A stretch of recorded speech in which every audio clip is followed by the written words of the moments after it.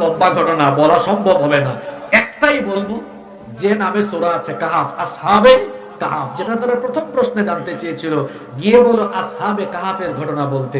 আপনাদের প্রশ্ন হতে পারে, হুজুর আজকে এই ঘটনা আপনি এখানে শোনাচ্ছেন কেন? শোনাচ্ছি কিনা একটু পরেই বুঝবেন। আসহাবে কাহাফ, এই ঘটনার ভেতরে আমাদের সবার জন্য, বাবাদের জন্য, যুবকদের জন্য এক বিরাট শিক্ষা রয়েছে। আমরা মন দিয়ে শুনতে পারবো তো?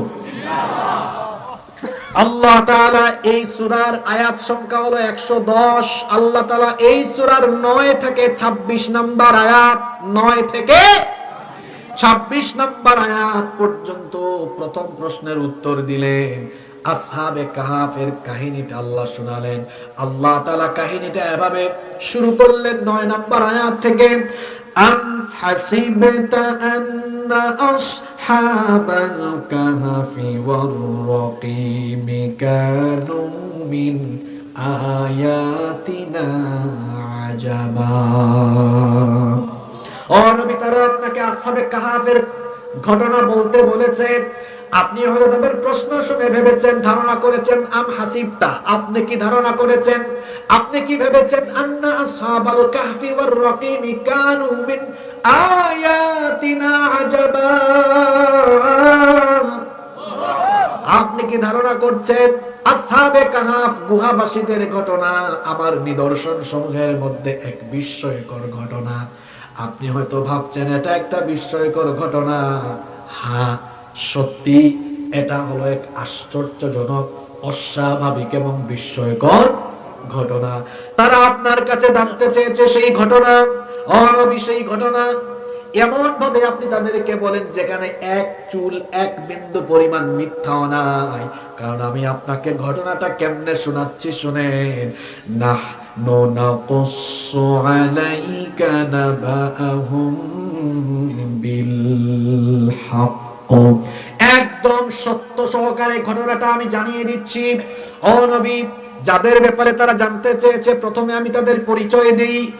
ইন্নাহুম ফিতয়াতুন আমানু বিরাব্বিহিম ওয়াজিদনাহুম হুদা। তারা যাদের ব্যাপারে প্রশ্ন করেছে তাদের পরিচয় হলো ইন্নাহুম ফিতয়াতুন, নিশ্চয়ই তারা কয়েকজন যুবক। তারা কয়েকজন, এই যুবক তারা কেমন ছিল? আমানু বিরাব্বিহিম, তারা ঈমান এনেছিল তাদের রবের উপরে। আমাদের রব যিনি, গলার আওয়াজ বড় করে বলেন তিনি কে?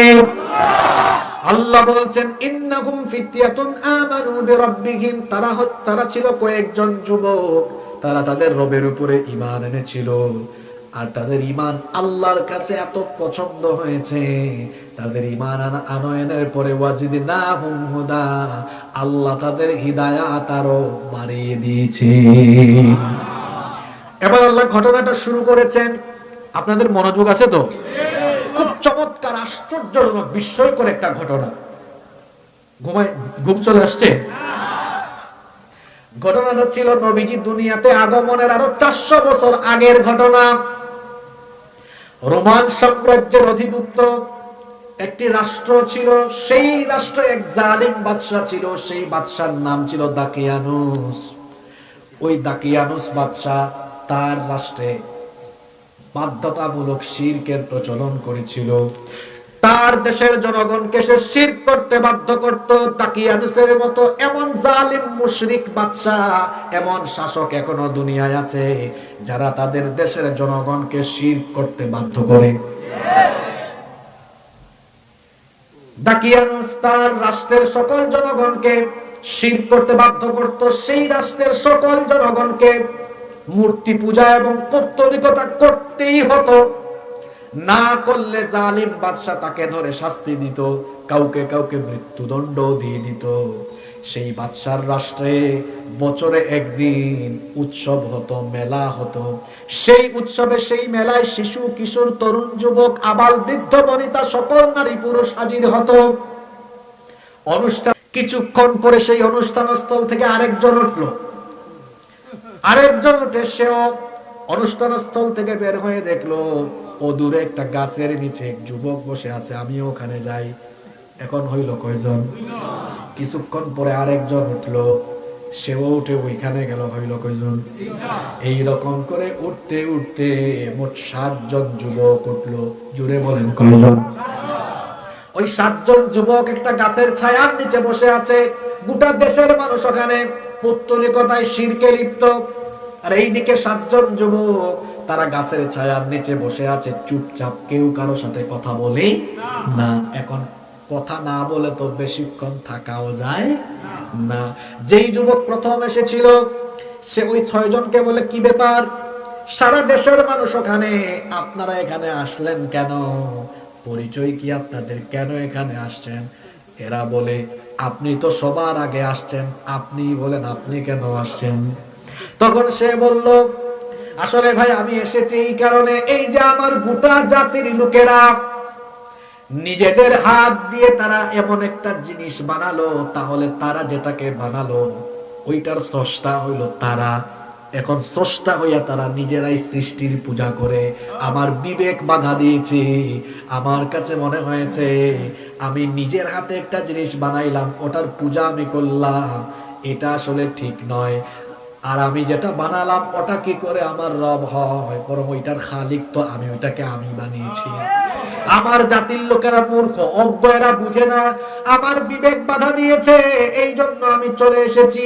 ওই 6 জন বলল, আমরাও তো ঠিক একই কারণে চলে এসেছি, আমাদের বিবেক বাধা দিয়েছে। এবার 7 জনের মধ্যে একটা মিল আছে না নাই?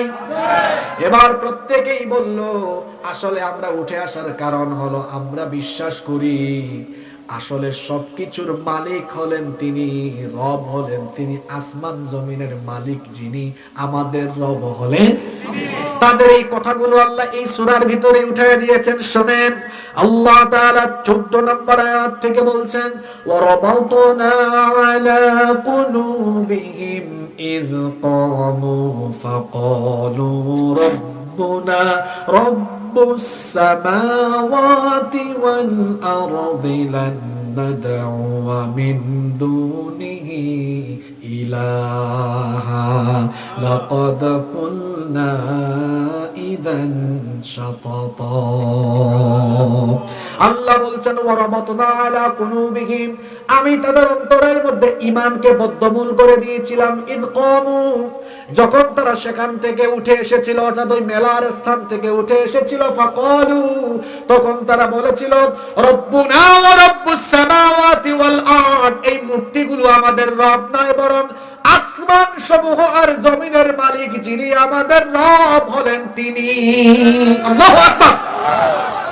লান নাদউয়া মিন দুনিহি ইলাহা, সেই রব ছাড়া আমরা অন্য কাউকে আমাদের উপাস্য বানাবো না, অন্য কাউকে আমাদের রব হিসাবে ডাকবো না। লাকাদ কুলনা ইযান শাতাতা, যদি আমরা ডাকি তাহলে আমরা এটা অন্যায় করব, গর্হিত কাজ করে ফেলবো।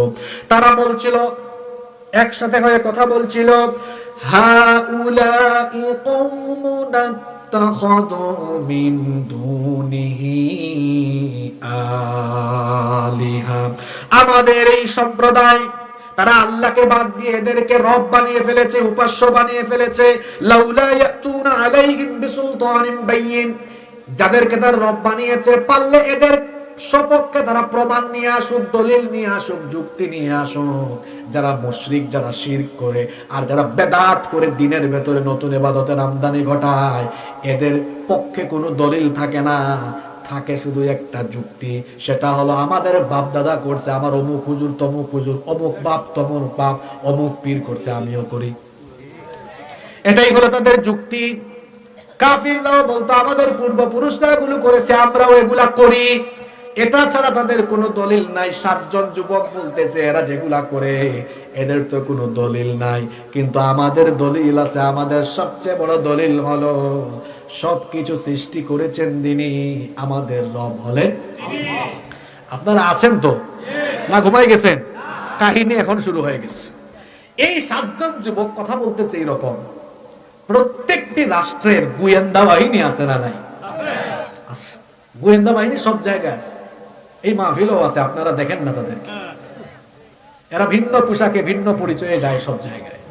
তো এই 7 জন যুবক যে এই কথাবার্তাগুলো বলছে, এই জালিম বাদশা দাকিয়ানুসের গোয়েন্দা বাহিনী সব শুনে ফেলেছে। ইন্না লিল্লাহি ওয়া ইন্না ইলাইহি। এই তোরা এখানে কি করস? হ্যাঁ, এই বুঝি অবস্থা। আমাদের বাদশার বিরুদ্ধে, শাসকের বিরুদ্ধে এখানে ষড়যন্ত্র। গ্রেফতার করো সবগুলারে। গ্রেফতার করে নিয়ে গিয়েছে বাদশাহের সামনে। জালিম বাদশা জিজ্ঞেস করলো, কি ব্যাপার? গোয়েন্দা বাহিনী যে রিপোর্ট দিয়েছে সেটা কি সত্যি? তোমরা নাকি পৌত্তলিকতা ছেড়ে দিয়ে তাওহীদবাদী হয়ে গিয়েছো? এই 7 যুবক জালিমের সামনে, জালিম বাদশার সামনে দাঁড়িয়েছে। এই যুবকরা, তরুণ ভাইয়েরা, একটু শোনেন, সিচুয়েশনটা ফিল করেন, একটু উপলব্ধি করেন। বাদশার সামনে, প্রেসিডেন্টের সামনে 7 জন যুবককে গ্রেফতার করে আনা হয়েছে। জিজ্ঞেস করছে, তোমরা নাকি আমার নির্বাচনী এলাকায়, আমার রাষ্ট্রে, আমার আইনের বিরুদ্ধে গিয়ে তোমরা নাকি তাওহীদবাদী হয়েছে। কি জটিল পরিস্থিতি। বাদশার অফিসে, একদম হেডকোয়ার্টারে তলব করা হয়েছে। চিন্তা করেন তো, যুবকরা কি করেছে? তখন ভয় পেয়ে গেছে। 7 জন যুবক সাহস করে বলেছে, হ্যাঁ, আমরা আপনার সিদ্ধান্তের বিরুদ্ধে গিয়ে আমরা তাওহীদবাদী হয়েছি। সুবহানাল্লাহ কইতে ইচ্ছে করে না। এখান থেকে শিক্ষা নেন, জালিমের সামনে সত্য কথা বলতে ভয় পাওয়া যাবে না। 7টা ছেলে, যুবক মানুষ, আজকে 7 নয়, 700 নয়, 7 লক্ষ নয়, কোটি কোটি যুবক গোটা পৃথিবীতে আছে। এই যুবকগুলো ঘুমিয়ে গেছে। যদি ওই 7 জন যুবকের মতো মুসলিম উম্মার যুবকগুলো দুনিয়ার জালিমদের সামনে মাথা উঁচু করে দাঁড়িয়ে ইসলামের সত্য কথাগুলো, সত্যের পথে মাথা উঁচু করে দাঁড়িয়ে থাকতো, জালিমদের জুলুমের মস্তকে কম্পন সৃষ্টি হয়ে যেত।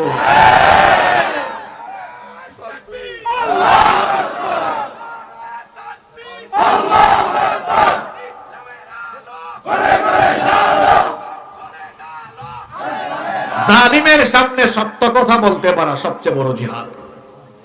এই 7 জন যুবক বলল, হ্যাঁ। বাদশা তো রেগে একদম ফায়ার। কয়, তোরা যদি বুড়া হইতে দেখতি, তোদের শরীর থেকে মাথা এখনই আলাদা করে দিত।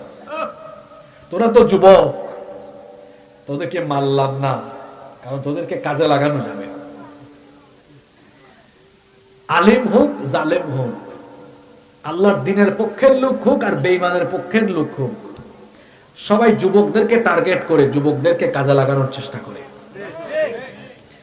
যুবকরা মাঝে মাঝে ভুল বুঝে, গাফেল হয়ে বেঈমানদের ফাঁদে পা দিয়ে ফেলে।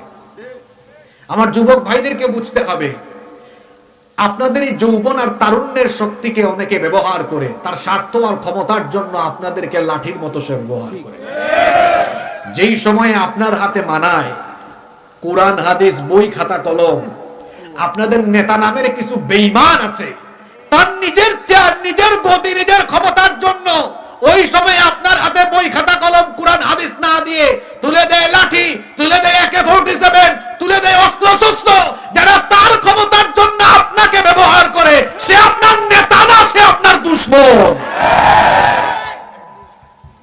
সঙ্গী হবেন তার, সাথী হবেন তার, যে আপনাকে হাতে লাঠি নিতে বলে না, যে আপনাকে বলে, ভাই ধরেন কোরআন পড়েন, হাদিস পড়েন, যে দেখা হলে বলে, আসেন ভাই জামাতে নামাজ আদায় করেন, যে দেখা হলে বলে, ভাই পড়াশোনায় মনোযোগী হন, যে দেখা হলেই আপনাকে কলম গিফট করে, খাতা গিফট করে, বই গিফট করে, নামাজের দিকে ডাকে, সেই হচ্ছে আপনার আসল নেতা। আল্লাহ বুঝার তৌফিক দান করেন।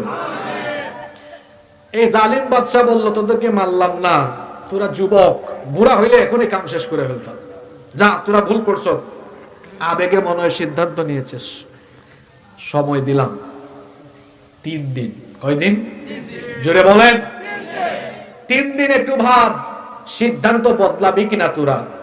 যদি সিদ্ধান্ত তোরা না বদলাস, 3 দিন পরে তোদের সকলকে আমি মৃত্যুদণ্ড দিব। কি দিবে? এই যুবকগুলো বের হয়ে আসলো। বের হয়ে এসে একজন আরেকজনকে বলে, দেখছো কারবার, আমরা 7 জন একদিকে, গোটা দেশ, জোরে বলেন, আরেকদিকে। আমরা 7 জন একদিকে আর গোটা দেশ কারণ আমরা তো 7 জন গোটা দেশের বিরুদ্ধে, জালিম বাদশার সেনাবাহিনীর বিরুদ্ধে লড়াইও আমরা করতে পারবো না। আমরা বাদশার সিদ্ধান্ত মেনে শিরক করলে, পৌত্তলিকতায় চলে গেলে ঈমান হারা হয়ে যাব, আর জালিম বাদশার বিরুদ্ধে চলে গেলে আমরা হয়তো মৃত্যুদণ্ড বরণ করে নেব। কি করব আমরা? আমরা তো ঈমান ছাড়তে পারবো না। তারা সিদ্ধান্ত নিল যে ঈমান এনেছি, এই ঈমানের কারণে প্রয়োজনে আমরা আমাদের পরিবার পরিজন এলাকা ছেড়ে চলে যাব, তাও আমরা ঈমান ছাড়বো না। এই যুবকগুলো হিজরতের সিদ্ধান্ত নিল। কিসের সিদ্ধান্ত নিল? হিজরতের সিদ্ধান্ত নিয়ে তারা অজানা গন্তব্যে পথ চলা শুরু করলো। 7 জন যুবক, তারা পথ চলছে, হঠাৎ করে একটা কুকুরও তাদের পিছু নিয়েছে। কুকুরকে তারা তাড়ায়, যা আসিস না আমাদের সাথে, তাড়ায়া দেয়। যতই তারায়, কুকুর আরো তাদের পিছু নেয়, তারায় কিন্তু কুকুর পিছু নেয়, তাড়াতে পারে না। শেষ পর্যন্ত 7 জন মিলে সিদ্ধান্ত নিল, যেহেতু এই কুকুরটা আমাদের পিছু ছাড়ছে না, বাদ দাও, কুকুরটাকে সাথে নাও, কুকুরটাকেও নিয়ে চলো। সুবহানাল্লাহ। একটা বিরাট পর্বতমালার পাশ দিয়ে তারা যাচ্ছিল। ওই পর্বতমালার মুখে একটা বিশাল গুহা ছিল। পথ চলতে চলতে ক্লান্ত হয়ে গিয়েছিল তারা। তারা চিন্তা করলো, যেহেতু আমরা একটা গুহা পেয়েছি, চলো আমরা এই গুহার ভেতরে ঢুকে যাই, কিছুক্ষণ বিশ্রাম করি। এই যুবকগুলো গুহার ভেতরে ঢুকলো। গুহায় ঢোকার পরে তারা আল্লাহর কাছে আবেদন করেছিল মোট 2টা। জোরে বলেন কয়টা? আল্লাহ এই সূরার মধ্যে উঠায় দিয়েছেন, ইল আওয়াল ফিতয়াতু ইলাল কাহফি ফাকালু রব্বানা আতিনা মিন লাদুনকা রাহমাতাও ওয়া হায়্যি লানা মিন আমরিনা রাশাদা। আল্লাহ বলছেন, স্মরণ করো যখন এই যুবকেরা গুহায় গিয়েছিল, গুহায় যাওয়ার পরে তারা দোয়া করেছিল, যেহেতু তারা বিপদে আছে, একজন ঈমানদার বিপদে মুসিবতে যাকে ডাকবে তিনি কে? আল্লাহ। শুধু বিপদ আপদ নয়, একজন ঈমানদারের সুসময়ও বলবে আল্লাহ, দুঃসময়ও বলবে আল্লাহ। মুমিন সকল অবস্থায় যাকে ডাকবে তিনি কে? আল্লাহ। তারা ওই গুহার ভেতরে গিয়ে বলেছিল, রব্বানা আতিনা মিন লাদুনকা রাহমা, হে আল্লাহ, হে রব, তোমার তরফ থেকে আমাদেরকে রহমত দাও। জুড়ে বলেন, কি দাও? ওয়া হায়্যি লানা মিন আমরিনা রাশাদা।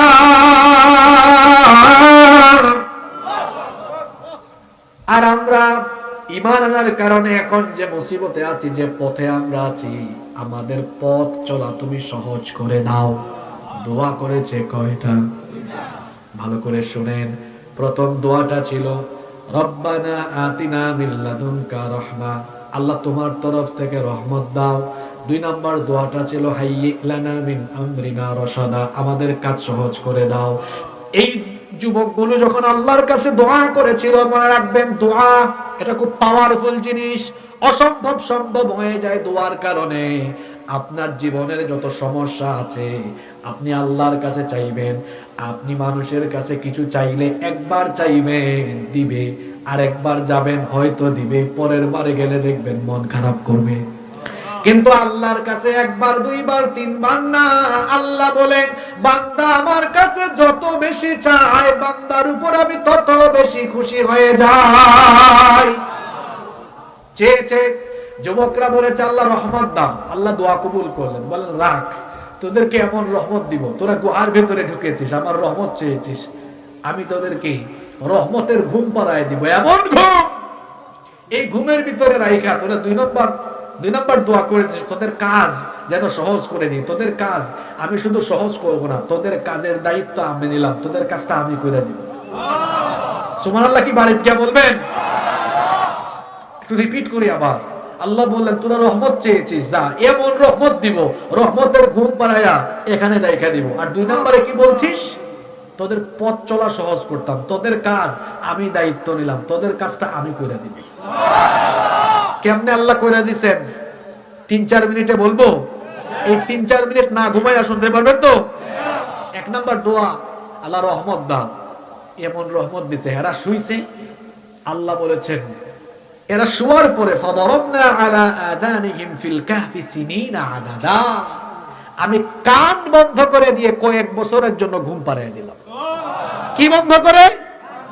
কান বন্ধ করে। আমরা যখন ঘুমাই প্রথমে চক্ষু বন্ধ হয়, শরীর আস্তে আস্তে নিস্তেজ হয়, গভীর ঘুমে গেলে তারপর কান বন্ধ হয়, সবার শেষে কান ঘুমায়। দেখবেন আপনি কাঁচা ঘুম তো বুঝেন আপনারা, ঘুমানোর পরে কয়েক মিনিট পরে ঘরের মধ্যে হঠাৎ হাতের থেকে গ্লাস একটা পড়ছে, বিকট আওয়াজে ঘুম ভাঙে, কারণ আওয়াজটা কোন দিক দিয়ে ঢুকে। আবার দেখবেন ঘুম যখন ভাঙে কানের ঘুম আগে ভাঙে, আগে কান শুনে, ফজরের আজান আগে কানে যায়, তারপর চোখ খুলে। আল্লাহ বলেছেন তোদেরকে এমন রহমত দিলাম যা কান বন্ধ করে একেবারে ফাটাফাটি ঘুম, আরামের ঘুম পাড়ায় দিলাম। সুবহানাল্লাহ বলেন না? এখন বলবেন হুজুর এরা চাইছে রহমত, আল্লাহ ঘুম কেন দিয়েছেন? ঘুমের চেয়ে বড় রহমত আর আছে? শোনেন, টাকা পয়সা, সুন্দরী বউ, ক্ষমতা, নারী, বাড়ি গাড়ি সব আছে, কিন্তু এরপরে দেখবেন কিছু মানুষের ঘুম নাই। ঘুম কিন্তু অনেক বড় নেয়ামত। আমাদের কিশোরগঞ্জের এই শেহরায় খেতে খামারে কাজ করে সারাদিন কাজ করছে বেচারা, আর এশার নামাজের সময় আলু ভর্তা, ডাল ভাত এগুলো খাইয়া শুয়া মাত্রই ঘুমাই গেছে। আর আরেকজন এসি গাড়িতে, এসি বাড়িতে, ক্ষমতাও আছে, সব আছে, রাতে ঘুমায়, একবার এই পাশে যায় একবার ওই পাশে যায়, ঘুম। টাকা পয়সা গাড়ি বাড়ি থাকলেই ঘুমানো যায় না। ঘুম কান নেয়ামত। জোরে বলেন কান নেয়ামত। আমি বাস্তব বললাম না অবাস্তব বললাম? আল্লাহ বললেন রহমত চেয়েছিস, যা রহমত দিলাম। ফাদারাবনা আলা আদানিহিম ফিল কাহফি সিনিনা আদাদা, কান বন্ধ করে দিয়া তোদেরকে কয়েক বছরের ঘুম পাড়াইয়া রাখলাম। 2 নম্বর চাওয়া কি ছিল? আল্লাহ কাজ সহজ করে দাও, তোরা ঈমানের পথে আছিস, এই পথ চলা সহজ করে দিতাম। যাদের কারণে তোরা এলাকা ছাড়লি, দেশ ছাড়লি, এদেরকে তোরা সাইজ করবি না, আমি সাইজ করব। এরা ঘুমায়া থাকলো, আর আল্লাহ তাআলা তার অসীম কুদরতি পরিকল্পনায় ওই দেশের প্রত্যেকটা মানুষকে আল্লাহ তাআলা পর্যায়ক্রমে তাওহীদবাদী বানিয়ে দিলেন। কেউ আর কাফির, তবে এটা একদিন হয় নাই। এজন্য আমি বলেছি পর্যায়ক্রমে, ধারাবাহিক ভাবে একটা লম্বা সময়ে ওই দেশের সব মানুষগুলো কি হয়ে গেছে? তাওহীদবাদী হয়ে গেছে। আমি সংক্ষেপে বলছি যেহেতু লম্বা হয়ে যাবে। এই যুবকরা এখানে যে ঘুমিয়েছে, সূর্যের আলো তাদেরকে টাচ করে নাই। সুবহানাল্লাহ। আল্লাহ এই সূরাই বলেছেন। 9 থেকে 26 নম্বর আয়াত কি কালকে সুযোগ পাইলে আপনারা বাংলা অনুবাদ পড়ে ফেলবেন, দেখবেন এখানেই আছে, এই সূরার ভিতরেই আছে। আল্লাহ সূর্য যখন উঠাতেন, গুহার মুখ উত্তর দিকে ছিল, সূর্য উঠলে এদের শরীরে সূর্যের আলো লাগতো, ঘুম ভেঙে যেত। এজন্য আল্লাহ বলেছেন এরা তো দোয়া করছে রহমতের দোয়া, তোরা রহমতেই থাক। এই জন্য আমি আল্লাহ সূর্য উঠানোর সময় সূর্যকে ডান কাত করে উঠাতাম, আর ডুবানোর সময় বাম কাত করে উঠাতাম, যাতে তাদের ঘুমে ডিস্টার্ব না হয়। আবার এরকম চিত হইয়া শুয়ে থাকলে পোকামাকড় কামড়ানো আরম্ভ করবে। এই জন্য ওয়ানুকাল্লিবুহুম ফিল ইয়ামিনি, আল্লাহ তাআলা কোরআনে বলেছেন যে মাঝে মাঝে আমি তাদেরকে ডান কাত, মাঝে মাঝে আমি তাদেরকে বাম কাত। ওয়ানুকাল্লিবুহুম যাতাল ইয়ামিনি ওয়া যাতাশ শিমাল, ডানে বামে কাত করাইতাম, ঘুরাই দিতাম, যাতে করে পোকামাকড় তাদেরকে ডিস্টার্ব করতে না পারে। এরা ঘুমায় থাকলো 309 বছর। 300। আমরা একেবারে শেষে চলে আসছি। কোথায় আছে শেষ ভালো যার, সব ভালো, এই কথাগুলো শুনতে হবে। কষ্ট হচ্ছে বাবারা, যুবক ভাইরা, কষ্ট হচ্ছে? 309 বছর পরে আল্লাহ তাআলা এদেরকে ঘুম থেকে উঠালেন। জোরে বলেন তো কত বছর? আল্লাহ বলেছেন ওয়ালাবিসু ফি কাহফিহিম 300 সিনিনা ওয়াজদাদু 9। সেখানে 309 বছর তারা ছিল। 309 বছর তারা 309 বছর পরে তারা ঘুম থেকে উঠলো। ঘুম থেকে উঠার পরে একটা আরেকটারে জিগায়, কাম লাবিসতুম, কি রে আমরা কতক্ষণ ঘুমাইছি? কতক্ষণ? এরা গুহায় যখন ঢুকছিল সময়টা ছিল সকালবেলা, আর 309 বছর পরে যখন তারা ঘুম থেকে উঠেছে সেই দিন ঘুম ভাঙছে তাদের বিকাল বেলা। কোন বেলা? জোরে বলেন। তো ঘুমের থেকে উঠে একটা জিগায়, কি রে কতক্ষণ ঘুমাইছিস? তো একজন উত্তর দেয়, লাবিসনা ইয়াওমান আও বা'দা ইয়াওম, মনে হয় আমরা আধা দিন বা একদিন ঘুমাইছি। আধা দিন বা এই তো সকালে আসছিলাম, এখন বিকালে ঘুম থেকে উঠলাম, মনে হয় আধা দিন। আর একজন বলতেছে, না রে ভাই, ঘুমটা মনে একটু লম্বা হয়েছে, মনে হয় ফুল ডে, পুরা একদিন ঘুমাইছি এরকম মনে হচ্ছে। তর্কাতর্কি হচ্ছে। তখন তারা বললো, ভাই বাদ দাও তো তর্কাতর্কি, আমরা কতদিন ঘুমিয়েছি, তর্কাতর্কি করে লাভ নাই। কতক্ষণ ঘুমাইছি জানেন কি? এত কথা বলে লাভ নাই। ঘুম থেকে উঠলে পেটে কি লাগে? জোরে বলেন, কি লাগে? তর্কাতর্কি বাদ দাও, চলো কিছু খাই। তারা এবার 7 জন প্রত্যেকের পকেট থেকে, তখন তার টাকা ছিল না, রৌপ্য মুদ্রা ছিল, রৌপ্য মুদ্রা বের করে একজনকে দিয়েছে, বলল যাও তুমি বাজারে যাও, বাজারে গিয়ে এই মুদ্রাগুলো দিয়ে যাই পাও তাই কিনে আনিও না। ফালইয়ানজুর আইয়ুহা আজকা তুআমা, আমরা তো ইমানদার, হালাল খাওয়া, পবিত্র খাওয়া খাওয়া লাগবে, পবিত্র খাবার কিনে নিয়ে আসো। এখন একজন বের হয়েছে গুহার থেকে, শুনতেছেন তো আপনারা? গুহার থেকে বের হয়ে কয়, কি রে সবকিছু দেখি অন্যরকম লাগে। আপনাদের চেহারা 2024 সালে যেমন, চাচারা বলেন তো বাবারা, 1995 সালে কি এই এলাকায় এরকম ছিল? মনে হয় রাস্তাঘাট তখন ছিল না। ছিল 50 বছর আগে আরেক রকম ছিল, 100 বছর আগে, 200 বছর আগে আরো ভিন্ন রকম ছিল। এই যুবক সে তো জানে না, গুহা থেকে বের হয়েছে 300 কত বছর। কই কি রে, গুহায় ঢুকার আগে দেখলাম আমার এলাকা ছিল একরকম, হয়ে গেছে দেখি। তো ভাবছে খুঁজছি, মনে ঘুমের থেকে উঠছি তো এই জন্য কেমন কেমন লাগতেছে। কিন্তু কিছু দূর যায়, ডানে বামে মানুষ দেখে, কই কি রে, মানুষও তো দেখি অপরিচিত। এটা 309 বছর পরে মানুষ কি ওই সময়ের গুলো আছে? 7-8 জেনারেশন। কই কি রে, আমার এলাকার করিম চাচা কোথায়, রহিম চাচা কোথায়? আমার না হয় মুখ বান্ধা গিয়েছে যাতে কেউ না, আমার না হয় কেউ চেনে না, রহিম চাচা করিম চাচা কোথায়? আমার বন্ধু আব্দুল্লাহ আব্দুর রহিম কোথায়? কাউরে তো দেখা।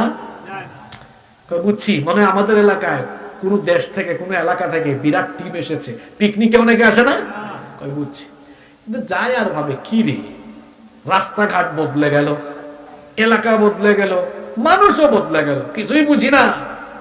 যাইতে যাইতে গেছে দোকানে, যাওয়ার পরে কিছু খাবার দাবার, ভাই এটা দেন ওটা দেন, কিনছে।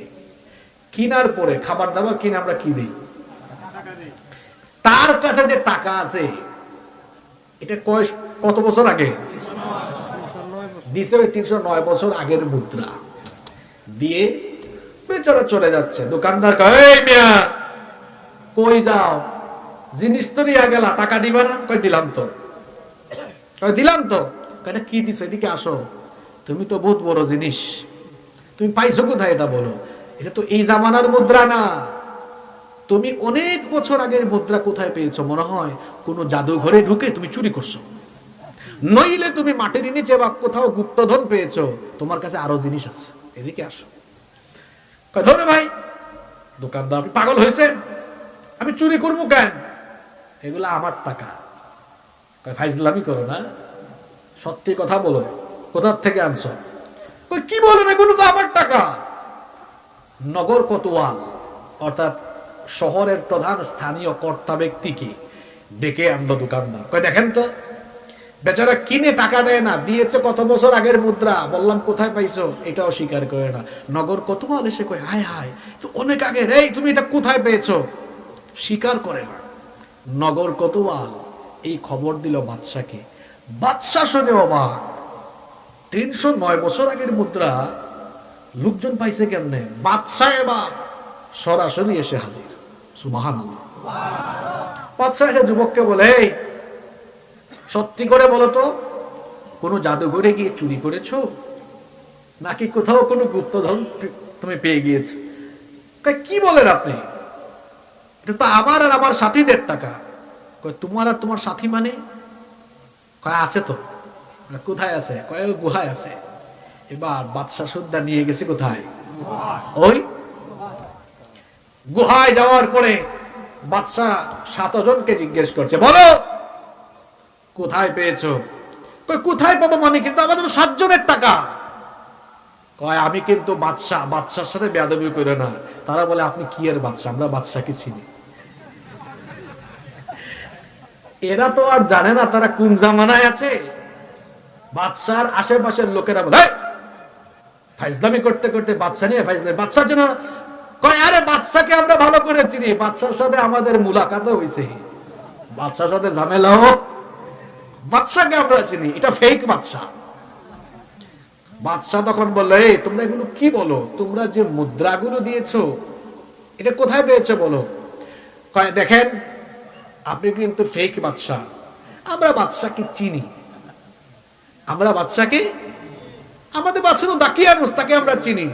তখন এই বাদশা বুঝছে এটা তো কোনো ঝামেলা আছে। বাদশা তখন অফিসের কর্মচারীদেরকে বললো যাও তো দাকিয়ানুসের আমলের ফাইলপত্র উল্টাও, দেখো কোনো মামলার ফাইল পাওয়া যায় কি।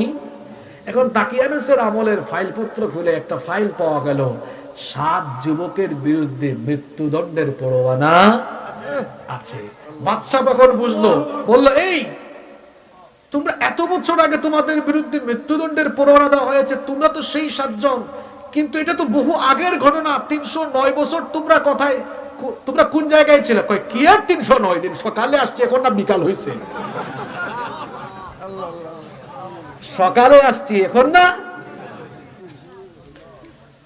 কয় সকালে তোমরা আসো নাই, তোমরা কি দেখো না এলাকা বদলে গেছে, মানুষজন নাই, উনি তো আমার অনেক আগের বাদশা, তোমরা 309 বছর কোথায় ছিলে। কয় কি বলেন, আমরা তো ঘুমেছিলাম, মনে হচ্ছে সকালে ঘুমিয়েছি এখন উঠেছি। আল্লাহু আকবার।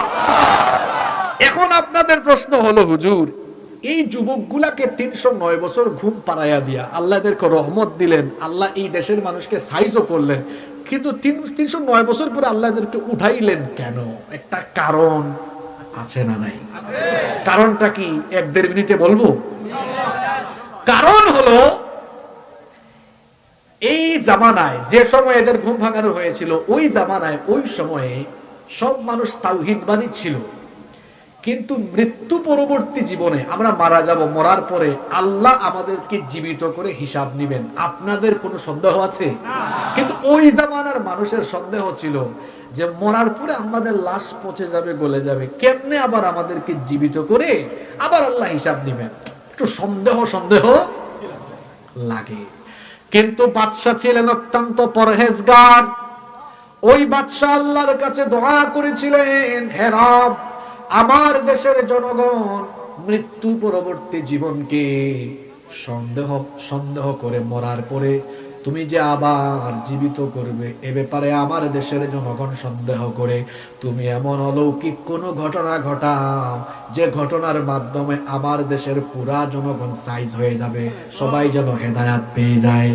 বাদশা যখন এই দোয়া করেছিল, আল্লাহ বাদশার দোয়া কবুল করেছিলেন। বাদশার দোয়া কবুল করে আল্লাহ তাআলা একটানা 309 বছর ঘুমিয়ে থাকা যুবকগুলোকে জীবিত করে দিলেন। কেন আল্লাহ জীবিত করলেন? 21 নম্বর আয়াতে বললেন, ওয়াকাযালিকা আ'সারনা আলাইহিম লিয়া'লামু আন্না ওয়া'দাল্লাহি হাক্কুন ওয়া আন্নাস সাআতা লা রাইবা ফিহা ওয়াকাযালিকা আ'সারনা আলাইহিম, এইভাবে আমি এদের পরিচয় ওই জাতির সামনে ফাঁস করে দিয়েছিলাম, অর্থাৎ এই যুবকদের পরিচয় আমি ফাঁস করে দিয়েছিলাম। ঘুমের থেকে উঠায়া বাজারে নেওয়ার পরে ধরা খাওয়াইয়া এদের পরিচয় আমি জানিয়ে দিয়েছিলাম, যাতে করে লিয়ালামু ওই দেশের মানুষ জানতে পারে আন্না ওয়াদাল্লাহি হাক্কুন, আল্লাহর ওয়াদা সত্য, কিয়ামত হবে এই ওয়াদা করেছেন কে? মানুষ যেন জানে আল্লাহর ওয়াদা সত্য, ওয়া আন্নাস সাআতা লা রাইবা ফিহা, কিয়ামত হবে এ ব্যাপারে কোনো সন্দেহ নাই। মানুষ যেন আমার ওয়াদা যে সত্য হবে এটা যেন বুঝতে পারে। এই জন্য মানুষ তো ঘুমায়, এই যে এখন আপনারা ঘুমাবেন, রাত হলো 11টা 15, 12টায় ঘুমালে ফজরের আগে উঠলে ঘুমাবেন মাত্র 5 ঘন্টা। স্বাভাবিকভাবে আমরা 2, 3, 4, 5, 6, 7 অথবা কেউ সর্বোচ্চ ঘুমালে হয়তো দিনে রাতে মিলাইয়া 7-8 ঘন্টা ঘুমাতে পারে, এটা স্বাভাবিক ঘটনা। 12-13 ঘন্টাও মানুষ ঘুমায় না, এটাকেও যদি আমি স্বাভাবিক ধরি 309 বছর একটানা ঘুমানো না অস্বাভাবিক? অস্বাভাবিক, আশ্চর্যজনক এই ঘটনা। 309 বছর পরে আল্লাহ তাআলা ঘুমের থেকে উঠালেন এই জন্য, যাতে মরার পরে আল্লাহ জীবিত করে আবার আল্লাহ বান্দার কাছ থেকে হিসাব চাইবেন। এটা যেন মানুষ তাদের নিজের চোখের সামনে দেখে। এই জন্য আল্লাহ তাআলা তাদের চোখের সামনে দেখালেন, দেখ আজ থেকে 309 বছর আগে ঘুমিয়ে যাওয়া 7 জন যুবককে যদি আমি 309 বছর পরে ঘুমের থেকে উঠায়া তোদের সাথে কথা বলাতে পারি, তো তোদের মতো মানুষ দুনিয়ার সফর শেষ করে যদি চিরজীবনের জন্য ঘুমায়াও যায়, এরপরে আবার ওই ঘুমের থেকে উঠায়া অর্থাৎ মরার পরে আবার তোদেরকে জীবিত করে তোদের কাছ থেকে আল্লাহ আখিরাতে হিসাব নিতে পারবেন কিনা। এই জন্য আল্লাহ এই ঘটনাটা শুনালেন। এই হলো আসহাবে কাহাফের কাহিনী, আসহাবে কাহাফের ঘটনা। এবার আসেন, এই লম্বা ঘটনা যে আপনারা শুনলেন, 1 মিনিটে এখান থেকে আমি 4টা ঘটনা বলি। এই 4টা ঘটনাই আমাদের কাজে লাগবে ইনশাআল্লাহ, শিক্ষা হিসাবে কাজে লাগবে। কয়টা ঘটনা? 1 নাম্বার, সরি কয়টা শিক্ষা? 4টা। নাম্বার 1, 1 নাম্বার, ওই যে প্রশ্নের উত্তর আসতে দেরি হয়েছে, জবাব দিতে দেরি হয়েছে কয়দিন? 15 দিন। কি না বলার কারণে? ইনশাআল্লাহ। আপনিও কোনো কিছু বলবেন করবেন, এটা হবে না যদি ইনশাআল্লাহ না বলেন। 1 নাম্বার শিক্ষা নিলাম আজকে আমরা, ভবিষ্যতের কোনো কিছুর জন্য আমরা অবশ্যই বলবো ইনশাআল্লাহ। 2 নাম্বার শিক্ষা হলো, শিরকের ব্যাপারে কোনো আপোষ চলবে না। শিরক হচ্ছে সবচেয়ে বড় কবিরা গুনাহ। কবিরা গুনাহের যে লিস্ট আছে, একেবারে সর্বোচ্চ পর্যায়ের কবিরা গুনাহ হলো আল্লাহর সাথে শিরক করা। আল্লাহর সাথে শিরক করতে গিয়ে যদি কেউ বলে তোমাকে মেরে ফেলবো, যেভাবে জালিম বাদশা বলেছে মেরে ফেলবো, আল্লাহর দিনের উপর থাকতে গিয়ে প্রয়োজনে কেউ জীবন দিবে, তাও সে শিরক করে ঈমান হারা হতে পারবে। তাহলে আমরা শিরক মুক্ত ঈমানি জিন্দেগি গঠন করব। এটা হলো আজকের আলোচনার 2 নাম্বার শিক্ষা ইনশাআল্লাহ। 3 নাম্বার শিক্ষা হলো, জালিমদের সামনে সত্য কথা আর সত্যের পথে চলতে গিয়ে অন্তরে কোনো ভয় ভীতি রাখা যাবে না। জালিমরা জুলুম করবে, জুলুমের হুমকি দিবে, জেল জুলুম জীবন কেড়ে নেওয়ার হুমকি দিবে, ঈমানদার ভয় পাবে না। ঈমানদার কেবল একজনকে ভয় করে, তিনি কি? আল্লাহ। ওই 7 জন যুবক জালিম বাদশার সামনে ভীত হয় নাই। 3 নাম্বার শিক্ষা আজকের আলোচনা থেকে, আমরাও দুনিয়ার কোন জালিমের সামনে কখনো সত্যের পথে মাথা নোয়াবো না ইনশাআল্লাহ। আজকের আলোচনার 4 নাম্বার এবং সবচেয়ে গুরুত্বপূর্ণ শিক্ষা হলো, পুরা ঘটনাটা আল্লাহ বয়ান করেছেন আখিরাত যে আছে, আখিরাতে যে আল্লাহ হিসাব নেবেন, এটা বোঝানোর জন্য। 4 নাম্বার শিক্ষা হলো, মৃত্যু পরবর্তী জীবনে আমাকে আমার রবের সামনে দাঁড়িয়ে হিসাব দেওয়া লাগবে। এই ভয়টা যদি কারো অন্তরে থাকে, ফজরের নামাজ ছাড়বে না। আখিরাতে আল্লাহ হিসাব নেবেন, এই ভয় থাকলে 5 ওয়াক্তের নামাজ কাজা হবে না। আমার দেশে ওয়াজ মাহফিলে মানুষ বেশি না ফজরের জামাতে মানুষ বেশি? এটা সুলক্ষণ না কুলক্ষণ? আখিরাতের ভয় কারো থাকলে, জবাবদিহিতার ভয় থাকলে নামাজ ছাড়বে না। সুদ খাবে, ঘুষ খাবে, আরেকজনের জমিতে আইল ঠেলাঠেলি করবে, মানুষের হক মারবে? মারবে না। তাহলে আজকের আলোচনার 4 নাম্বার শিক্ষা হলো, আমি আমার রবের সামনে একদিন দাঁড়াবো, তার কাছে আমাকে হিসাব দিতে হবে, তিনি আমার বিচার করবেন। এই জবাবদিহিতার অনুভূতি প্রতিটা মুহূর্তে আমরা আমাদের অন্তরে লালন করব। এই 4টা শিক্ষা যদি আজকের আলোচনা থেকে নিয়ে আমরা কাজে লাগাতে পারি, আমাদের জীবন বদলে যাবে ইনশাআল্লাহ। এই শিক্ষাগুলো আমাদের বাস্তব জীবনে প্রতিফলিত করার তৌফিক আল্লাহ আমাদের সবাইকে দান করেন, বলে আমিন। কেউ উঠবেন না। এখানে আমাকে একটা নোটিশ দেওয়া হয়েছে, আগামী বছরের জন্য ওয়াদা করলে ভালো হয়। আসলে প্রত্যেকটা মানুষেরই কিছু না কিছু দুর্বলতা থাকে।